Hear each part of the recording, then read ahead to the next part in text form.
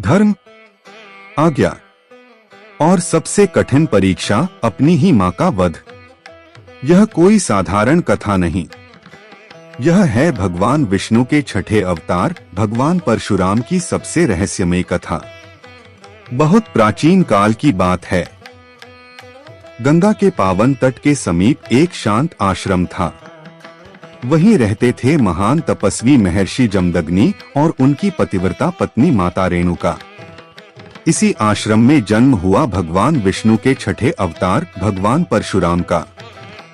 परशुराम माता पिता की आज्ञा को ही धर्म मानते थे। उनके लिए पिता का आदेश ईश्वर की वाणी, जो धर्म, तप और आज्ञा के प्रतीक थे। माता पिता के आज्ञाकारी पुत्र परशुराम अपने माता पिता को देवतुल्य मानते थे। उनकी आज्ञा ही उनका धर्म थी। चारों बड़े भाई भी वहीं रहते थे, पर परशुराम का अनुशासन सबसे कठोर था।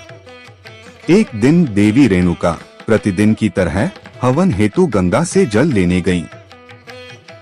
जल भरते समय उनका ध्यान जल विहार करते राजा चित्ररथ और अप्सराओं पर चला गया।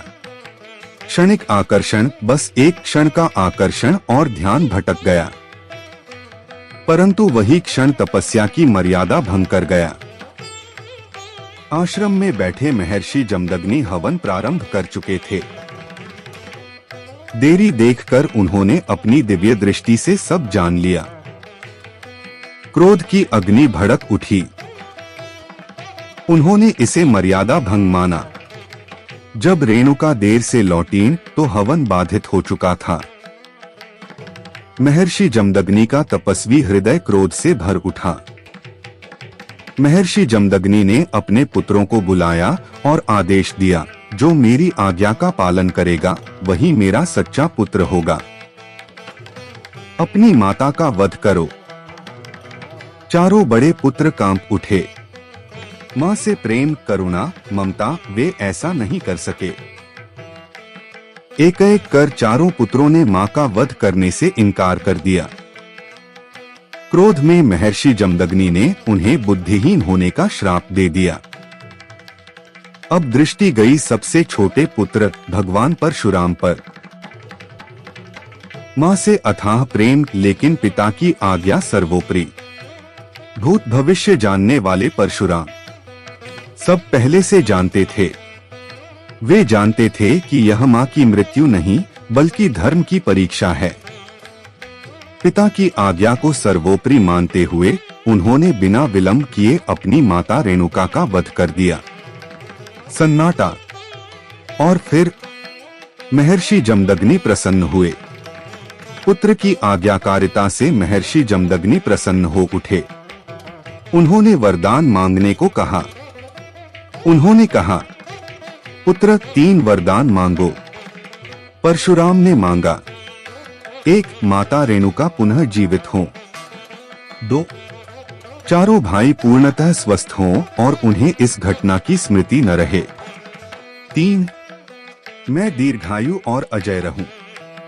महर्षि जमदग्नि को तब अपने क्रोध का बोध हुआ। उन्होंने तीनों वरदान दे दिए। तथास्तु। देवी रेणुका पुनः जीवित हो उठी। भाई स्वस्थ हो गए, जैसे कुछ हुआ ही न हो। महर्षि जमदग्नि समझ गए, साधारण पुत्र ऐसा कर्म नहीं कर सकता। यह साक्षात भगवान विष्णु हैं। मन ही मन उन्होंने अपने पुत्र रूपी भगवान विष्णु को प्रणाम किया। यह कथा सिखाती है, धर्म कभी कभी कितना कठोर होता है। आज्ञा, कर्तव्य और करुणा का संतुलन ही जीवन है। भगवान परशुराम केवल योद्धा नहीं, बल्कि धर्म के रक्षक हैं। अगर आपको भगवान परशुराम की यह दिव्य और रहस्यमय कथा पसंद आई हो, तो कृपया इस वीडियो को लाइक करें। ऐसी ही सनातन धर्म से जुड़ी अद्भुत कथाएं पाने के लिए हमारे चैनल को सब्सक्राइब करें और कमेंट में लिखिए, जय परशुराम। आपका एक लाइक और सब्सक्राइब हमें ऐसी ही कथाएं लाने की प्रेरणा देता है।